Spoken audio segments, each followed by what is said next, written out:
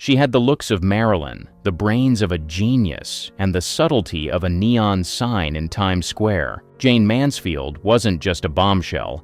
She was a walking headline, turning Hollywood into her personal circus. She crashed parties she wasn't invited to, stole every scene, sometimes literally, and turned wardrobe malfunctions into art. But for every jaw-dropping rise, there's a brutal fall, and Jayne's story went from wild to downright bizarre. A star is born. Jayne Mansfield wasn't always Jayne Mansfield.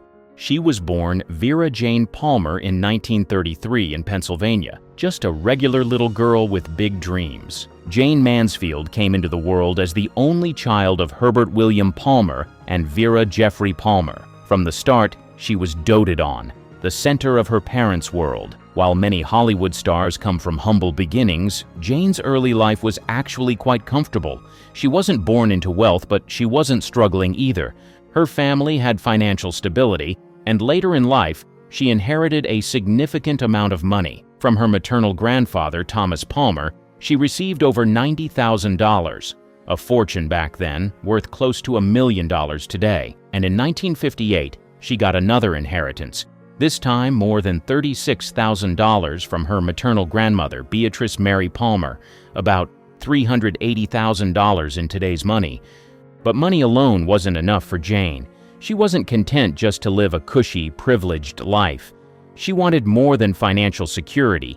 She wanted fame. She wanted glamour. She wanted to be somebody. And that hunger for the spotlight would shape everything she did from the moment she set her sights on Hollywood. Her father was a successful attorney in Phillipsburg, New Jersey, even working alongside future New Jersey Governor Robert B. Maynor. The Palmers were comfortable, and little Jayne had a happy, secure early childhood until tragedy struck. In 1936, when Jayne was just 3 years old, her world changed forever. Her father died suddenly of a heart attack while driving home from a family outing. One moment, everything was fine, and the next, her life was turned upside down. For a little girl who idolized her father, it was a devastating loss. Her mother, now a young widow, was left to raise Jayne alone. But Vera Palmer wasn't the type to crumble. In 1939, she remarried a man named Harry Lawrence Piers, a sales engineer, and the family packed up and moved to Dallas, Texas, where Jayne married her high school sweetheart, Paul Mansfield, at just 17. Soon after, she had a baby, her first daughter, Jane Marie. Most people would have settled into small-town life, but Jayne never. She still had those Hollywood dreams burning inside her. So, with a husband and a baby in tow, she packed up and headed for Los Angeles. She wasn't just dipping her toes in. She was diving headfirst into the madness. She took acting classes, auditioned for every role she could, and showed up at every industry party she could sneak into. She dyed her hair platinum blonde and embraced the curves that would make her famous. She knew that if she was going to make it, she had to stand out. And Jayne Mansfield never blended in. She had this energy about her, this almost cartoonish, exaggerated sex appeal that made her impossible to ignore. But she wasn't just waiting for Hollywood to come knocking. She was knocking on their door, kicking it down if she had to. She entered beauty pageants, posed for magazine covers, and did whatever it took to get noticed, and it worked. The moment Hollywood got a glimpse of Jayne Mansfield, they couldn't look away. Her break into Hollywood. Jayne Mansfield wasn't just trying to be a star, she was determined to be the star. And in 1956, Hollywood finally started paying attention. She landed a role in The Girl Can't Help It, a rock and roll comedy that wasn't just a hit, it was a phenomenon. The film had her playing the ultimate bombshell, a sexy blonde caught in the middle of a music industry scheme. But let's be real, no one was watching for the plot. Jayne was impossible to ignore, strutting through scenes in tight dresses, purring her lines with that breathy voice, and making every man in the audience drool. It was designed to make her a star, and it worked. Hollywood saw what they had on their hands, another blonde bombshell just like Marilyn Monroe. And since Marilyn was Hollywood's golden girl, studios wanted a backup plan. A second blonde bombshell in case Monroe got tired of the game. Enter Jayne Mansfield. She had the curves, the giggle, the pouty lips, and the same sex kitten persona. She was marketed as the next Marilyn, but Jayne had no interest in being second to anyone. Her next big break came with Will Success Spoil Rock Hunter, where she played the over-the-top, larger-than-life star, Rita Marlowe. It was almost a parody of the kind of persona she was becoming in real life, big, exaggerated, and dripping with sexuality. But Jayne knew exactly what she was doing. She leaned into it. She turned up the volume on everything. Her voice, her outfits, her entire existence. And then came the publicity stunts. Oh, Jayne was a master at them. If there was a camera around, she was in front of it, usually in something skin-tight or dangerously low-cut. She showed up to events in barely there dresses, accidentally causing wardrobe malfunctions before that was even a thing. She knew how to work the press better than anyone. There's a reason there are more photos of Jayne in the 1950s than almost any other actress. One of her most famous stunts? That time she attended a party with Sophia Loren, and the entire world lost its mind over a single photo. Jayne in a plunging dress, practically spilling out of it, sitting right next to Lauren, who was side-eyeing her cleavage like it had personally offended her. It was everywhere, and Jayne loved it. She didn't just play the game, she invented a new way to win it, and for a while, it seemed like she had everything. The Call of Fame. By the late 1950s, Jayne Mansfield wasn't just a star, she was a full-blown phenomenon. She was everywhere. Movies, magazines, tabloids, billboards. If there was a way to get her face, or more often, her body, in front of the public, she found it, and no one was complaining. She posed for Playboy more than once, cementing her status as one of the era's most iconic sex symbols. She wasn't shy about it either. Jayne understood her appeal and played it up at every opportunity. She was the woman every man wanted, and the woman every other woman couldn't ignore. Unlike some Hollywood stars who tried to act like they just happened to be sexy, Jayne made it clear. It was all very intentional. Her personal life was just as headline-worthy as her career. Jayne didn't do quiet. She married 3 times, and each relationship was as flashy as she was. Her first husband, Paul Mansfield, was left behind when she hit Hollywood. Then came Mickey Hargitay, the chiseled bodybuilder and former Mr. Universe, who looked like he was sculpted by the gods. They were the ultimate power couple, beautiful, glamorous, and always on display. They had a fairy tale wedding, and it seemed like they were living in a dream. But dreams don't last forever, especially not in Hollywood. Jayne was addicted to the spotlight, and her lifestyle reflected that. She lived in a mansion she called the Pink Palace, complete with heart-shaped bathtubs and furry pink walls. She drove a pink Cadillac and threw wild parties filled with celebrities and flashing cameras. Subtlety? Not her thing. She wanted to be larger than life, and for a while she was. People couldn't get enough of her. The public was fascinated by her, partly because she wasn't just a sex symbol. She was in on the joke.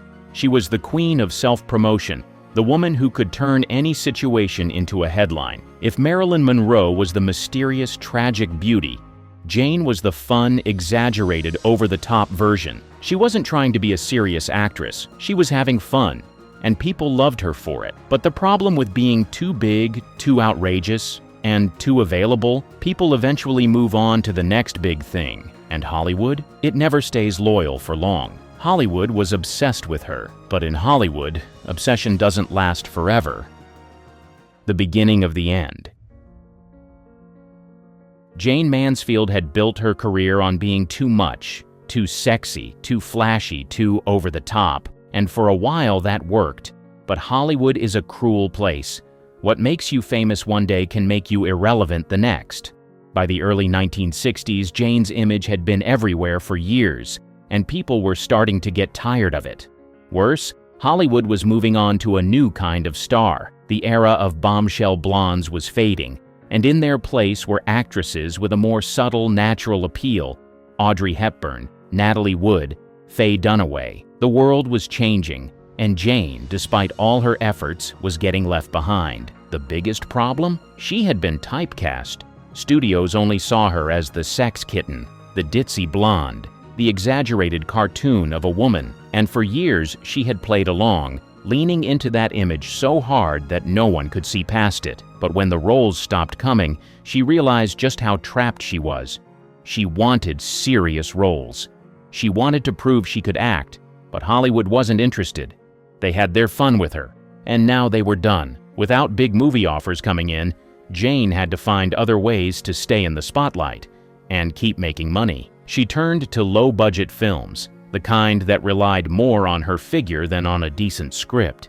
These weren't the glamorous Hollywood productions she had once starred in. They were cheap, forgettable, and sometimes straight-up embarrassing. And then came the nightclub performances. Jayne went from starring in major studio films to performing in strip clubs and cabarets, wearing barely there outfits and entertaining drunken crowds who only cared about one thing. She was still making headlines, but now they were about how far she had fallen. But Jayne wasn't one to quit. She still believed she could make a comeback. She still smiled for the cameras, still played the role of the blonde bombshell, still kept her name in the papers. But deep down, she had to know Hollywood had already moved on. Personal life saga. Jayne Mansfield's personal life was just as dramatic as her career, maybe even more so. She had built her entire image on being larger than life, and that included her relationships. But while the headlines made it seem like she was living a fairy tale, the reality was much messier.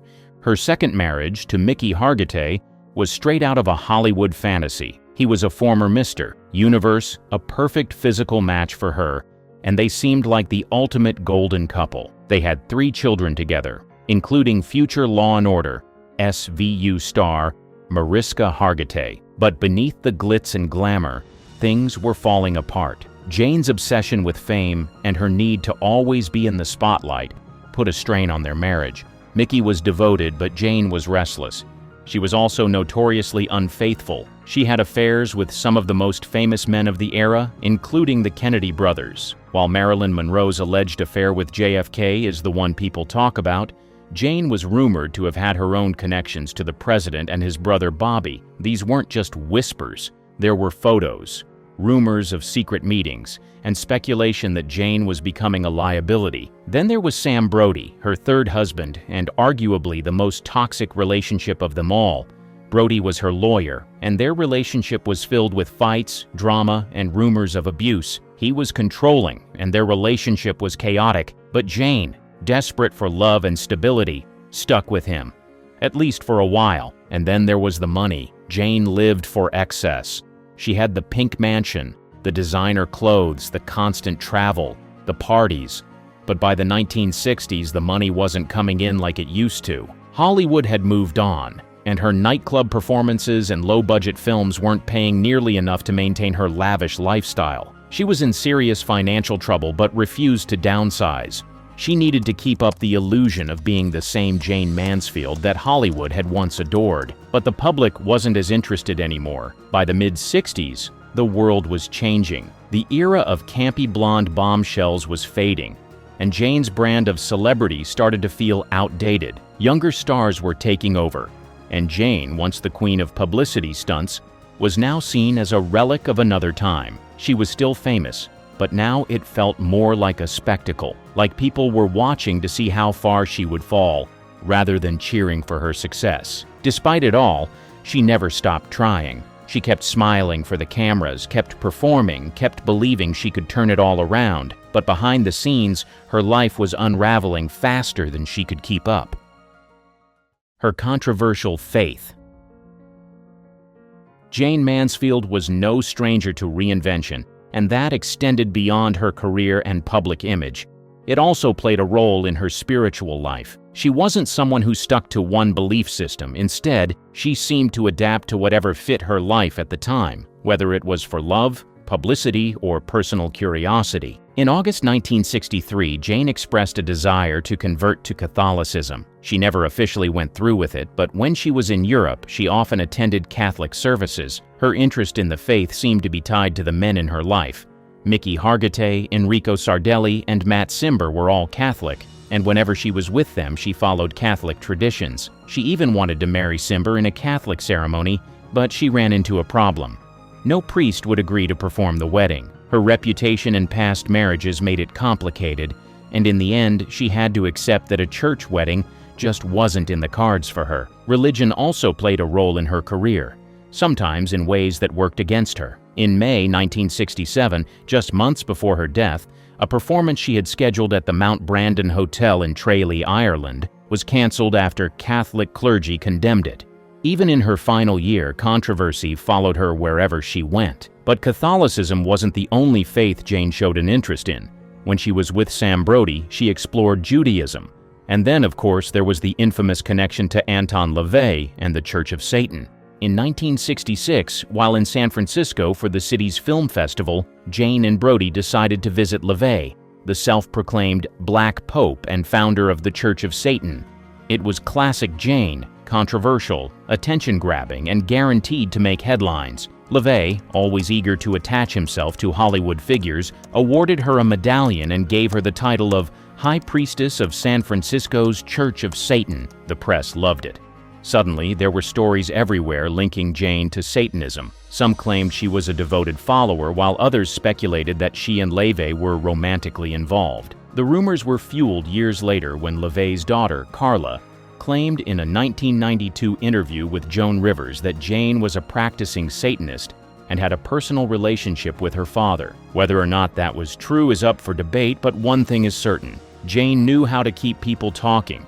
Her spiritual life was just like the rest of her, dramatic, unpredictable, and never boring. Whether it was Catholicism, Judaism, or Satanism, Jayne never committed fully to any one path.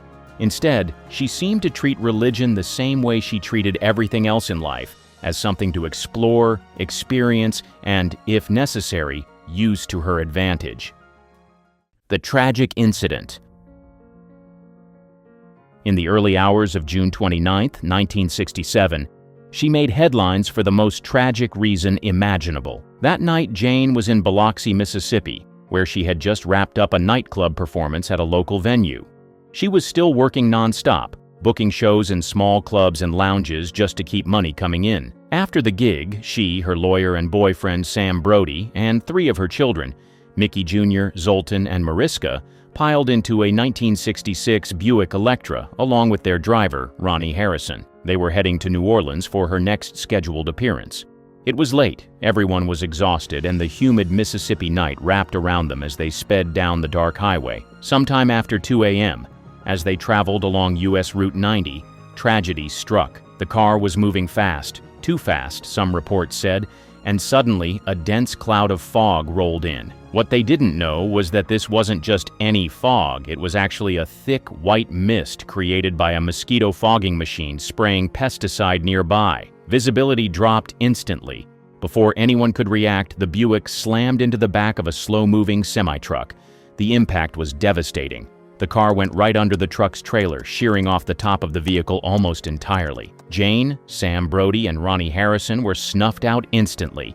The 3 children, miraculously, survived in the back seat, suffering minor injuries. The moment news of Jayne's demise hit, the media exploded. Tabloids went into overdrive, publishing gruesome details and sensationalizing every aspect of the crash. Rumors spread that she had been decapitated, fueled by the horrific state of the wreckage and the way her wig had been found among the debris. The truth was tragic enough. She had suffered severe head trauma, but the whole decapitation story was more of a media myth that wouldn't die. But perhaps the only good thing that came from her demise was that it changed highway safety forever. The accident was so gruesome, so shocking, that it forced regulators to take action. Soon after, new laws required all semi-trucks to have an underride guard, a metal bar at the back of the trailer to prevent cars from sliding underneath in a rear-end collision. To this day, these bars are often called Mansfield bars in her memory. Even in her demise, Jayne remained larger than life. Her funeral was a spectacle, attended by Hollywood stars, family, and countless fans who still adored her. But the sad truth was that by the time she died, she had already become a symbol of Hollywood's dark side, a cautionary tale about fame's fleeting nature. And yet, Jayne Mansfield never truly faded away. Her name still lingers in pop culture. Her face is on posters, her films are still watched, and her influence can be seen in modern celebrities who understand the power of self-promotion. She was outrageous, over the top, and sometimes underestimated, but she knew how to make people pay attention. Even now, decades later, people still talk about Jayne Mansfield. and maybe that was always the point.